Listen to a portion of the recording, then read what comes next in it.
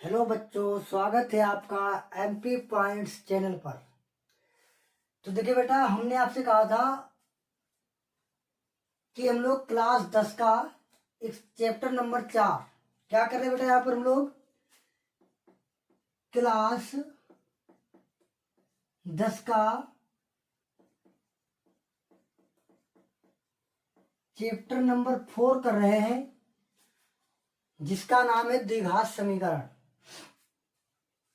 तो अब हम लोग आ गए हैं क्वेश्चन नंबर 2 पर, यानी एक्सरसाइज 4.1।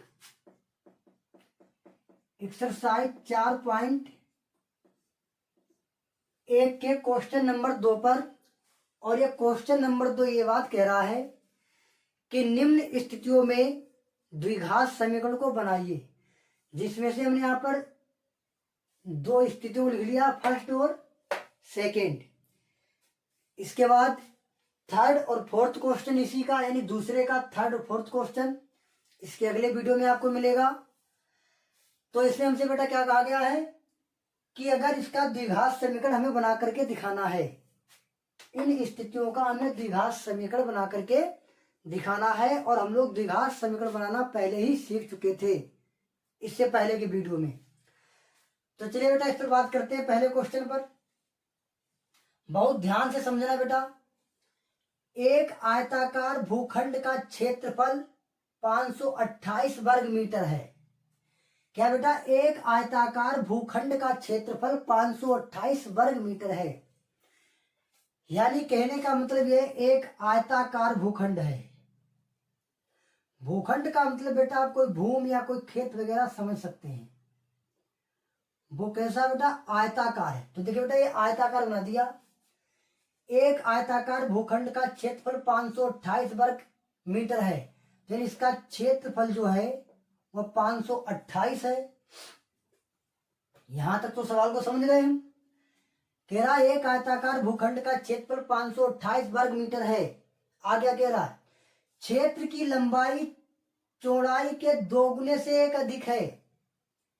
क्षेत्र की लंबाई चौड़ाई के दोगुने से एक अधिक है।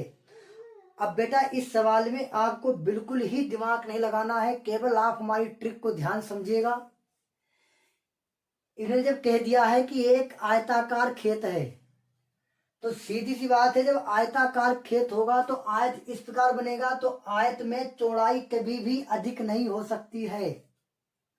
अगर वो कह रहा है कि आयताकार खेत है, तो आयताकार खेत में चौड़ाई कभी भी अधिक नहीं हो सकती है।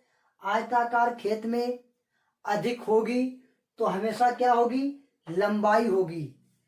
अब इतनी बात आपके समझ में आ रही कि नहीं आ रही है? ये कह रहे हैं कि क्षेत्र की लंबाई चौड़ाई के दोगुने से एक अधिक है।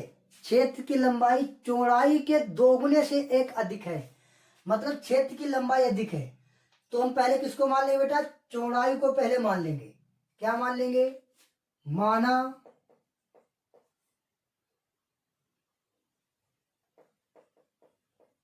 भूखंड की चौड़ाई बराबर x मीटर, METR मीटर।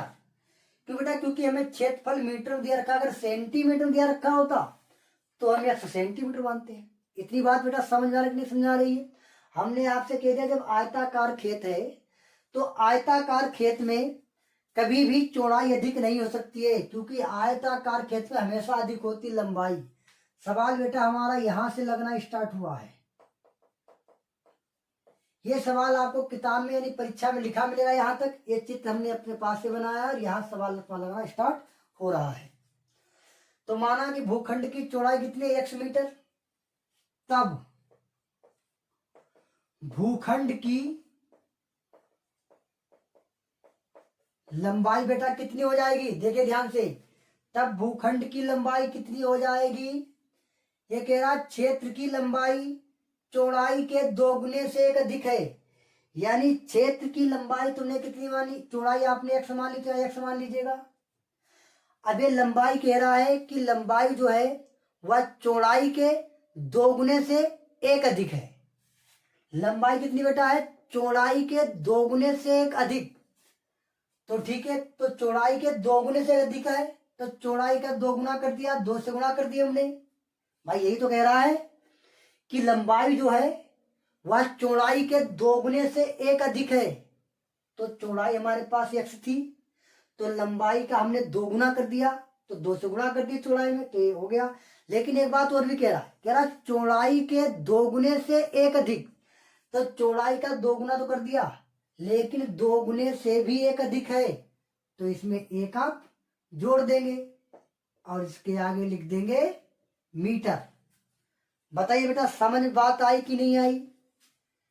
ये साफ साफ कह रहा है कि क्षेत्र की लंबाई जो है वह चौड़ाई के दोगुने से एक अधिक है। तो हमने मान लिया कि माना भूखंड की चौड़ाई x मीटर, तब लंबाई वो तो कह ही रहा है कि दोगुने से एक अधिक है, तो चौड़ाई का दोगुना कर दिया यानी 2x कर दिया, लेकिन दोगुने से भी एक अधिक है तो 1 जोड़ दिया। अब हमारे पास लंबाई भी हमें मिल गई, कितनी है? 2x प्लस का 1। अब हमसे कहा कि क्षेत्रफल इसका 528 है, तो बेटा हम लोग अच्छी तरह जानते हैं कि आयत का क्षेत्रफल बराबर क्या होता है? लंबाई गुणे चौड़ाई। बताइए बेटा होता कि नहीं होता है? यहां पर खेत तो आयताकार तो है, तो आयत का क्षेत्रफल का फल लगा देंगे लंबाई गुणे चौड़ाई। लेकिन एक बात ध्यान रहे, इस स्टेप को हम पहले लिख देंगे, इसको बाद में लिख देंगे, कोई दिक्कत नहीं होती है। अगर पूरी स्टेप को अगर हम इधर से उधर बदल लें तो बेटा कोई भी दिक्कत नहीं होती है। तो हम क्या कर लेंगे, लंबाई गुणे चौड़ाई को पहले और क्षेत्रफल को उधर कर दिया। कोई दिक्कत नहीं बेटा, कोई दिक्कत नहीं है। आप समझ रहे होंगे सर जी आपने यहाँ पर आयतकारी क्षेत्रफल क्यों लगाया है, त्रिभुज का क्यों नहीं लगाया? अरे बेटा कैसे लगा देंगे, क्योंकि जब आयताकार खेत कह रहा तो आयतकार जो क्षेत्रफल लगाएंगे। तो देखिए बेटा फिर लंबाई हमारे पास कितनी है? 2x plus 1। देखिए 2x प्लस 1, तो यहां लिख देंगे हम 2x प्लस का 1। चौड़ाई हमारे पास कितनी है? चौड़ाई हमारे पास है बेटा, ये लंबाई हमारे पास है 2x प्लस 1, चौड़ाई हमारे पास x है, तो x लिख देंगे, बराबर क्षेत्रफल हमारे पास 528, तो 528। अब बेटा ध्यान से देखिएगा, x के अंदर मल्टीप्लाई कर देंगे हम, तो 2 और 1x यहाँ पर, 1 यहाँ पर, तो 2x स्क्वायर हो जाएगा। फिर बेटा x गुना 1 से भी होगी, तो x कम x हो जाएगा और बराबर 528 तो हमारा चल ही रहा था। अब क्या कर देंगे, 2x स्क्वायर प्लस का x, 528 प्लस का है, इधर लाएंगे तो बेटा हमारा ये माइनस का 528 हो जाएगा, बराबर क्या हो जाएगा 0।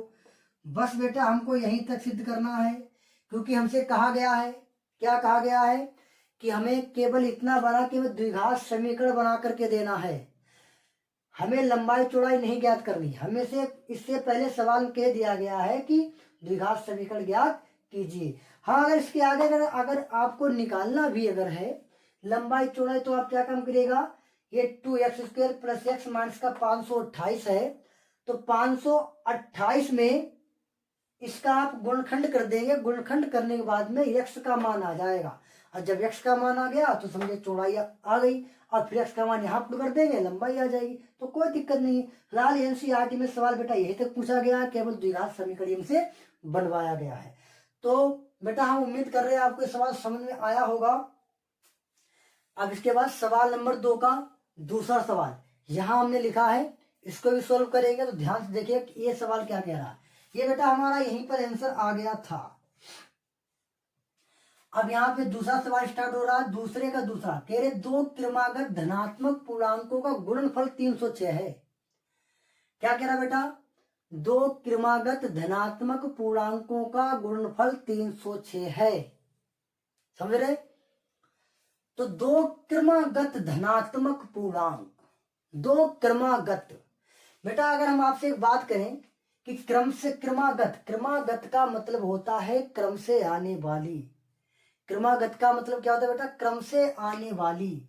अगर हम बात करते हैं यहाँ पर 1 है, तो 1 के बाद अगर क्रम से आएगा तो 2 आएगा, फिर 3 आएगा, फिर 4 आएगा।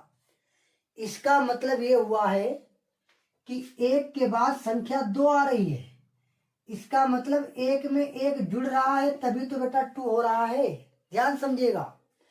यानी 1 2 3 4 अगर हम लोग नंबर लिख दे रहे हैं तो इसका मतलब ये हुआ कि यही हमारा क्रमागत संख्याएं हैं, यानी क्रम से आने वाली हैं। लेकिन एक हम यहाँ पर दिमाग लगाने वाली बात यह है कि यहाँ पर 1 और 2, 2 आ कैसे रहा है? 2 तभी तो आ रहा है जब हम एक में एक जोड़ रहे हैं, तभी 2 आ रहा है। 2 के बाद 3, 3 तो बेटा जब ही आ रहा है जब 2 में एक जोड़ रहे तभी तो 3 आ रहा है। इसके बाद 4, 4 तो बेटा जब ही आ रहा है जब 3 में एक जोड़ रहे तभी तो 4 आ रहा है। इतनी बात समझ में आई कि नहीं समझ में आई? तो ठीक उसी प्रकार हमें समझना है यहाँ पर कि 2 क्रमागत धनात्मक पूर्णांकों का वर्गों का गुणनफल 306 है। वर्गों का गुणनफल 306 है। तो देखिएगा बेटा 2 क्रमागत, यहां से सवाल लगना आपका स्टार्ट हो गया है। मान लेंगे इसमें, माना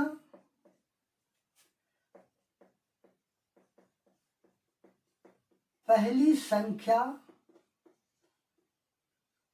बराबर x है। हमने मान लिया पहली संख्या जो है x है, या फिर कहते हैं माना पहला पूर्णांक x है। तब दूसरी संख्या कितनी हो जाएगी बेटा? वो कह ही रहा है क्रमागत, और हमने आपको समझा दिया क्रमागत जब भी आता है जब उसमें एक जुड़ता है। तो ये x हो गया, तो दूसरा क्या हो जाएगा बेटा? x + 1। बताइए बेटा बात समझ में आ रही है कि नहीं समझ में आ रही है? अगर आपको बात समझ में नहीं आ रही है तो आप कमेंट में जरूर पूछिएगा। ठीक बेटा, माना पहली संख्या x, दूसरी संख्या हमने मान ली x + 1 है। अब ध्यान दें क्रमागत संख्या तो निकालनी। अब कह रहा है इनका का गुणनफल 306 है, वर्ग नहीं कह रहा बेटा, कह रहा 2 क्रमागत धनात्मक पूर्णांकों का गुणनफल 306 है। क्या बेटा? गुणनफल। गुणनफल कह रहा तो मतलब दोनों की गुणा करनी पड़ेगी। तो गुणनफल, इन दोनों का गुणनफल कितना है? 306 है। सवाल बेटा तो कह रहा है कि 2 क्रमागत धनात्मक पूर्णांकों का गुणनफल 306 है।